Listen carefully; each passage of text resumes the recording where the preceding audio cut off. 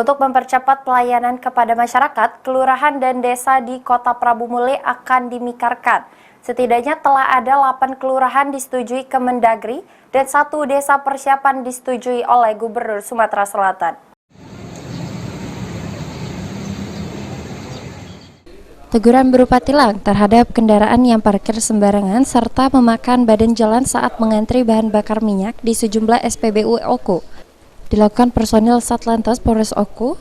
Para pengantri BBM tersebut parkir di badan jalan berpotensi menyebabkan kecelakaan lalu lintas.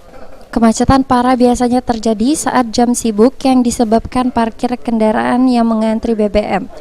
Beberapa kendaraan dilakukan penilangan di tempat dan beberapa unit kendaraan terpaksa dikandangkan karena tak dapat menunjukkan surat-surat kendaraan dan SIM.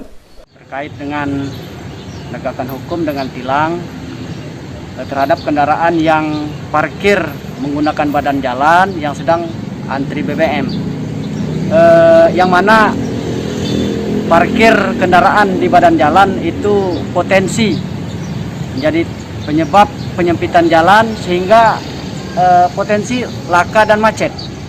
Dan kami cek kendaraan-kendaraan tersebut kelengkapan kendaraan seperti SIM dan STNK, dan kami dapati ada beberapa kendaraan yang antri menggunakan badan jalan yang potensi macet dan laka. Ditemukan kendaraan tersebut tidak dilengkapi dengan SIM dan STNK.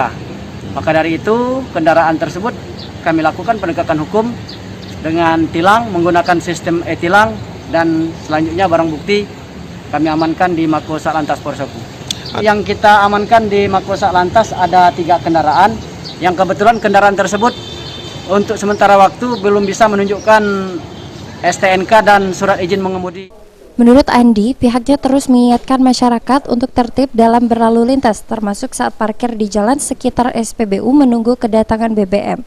Pihaknya akan terus menindak kendaraan yang parkir sembarangan di sekitar jalan utama Kota Batu Raja. Ari Pranika, Pol TV.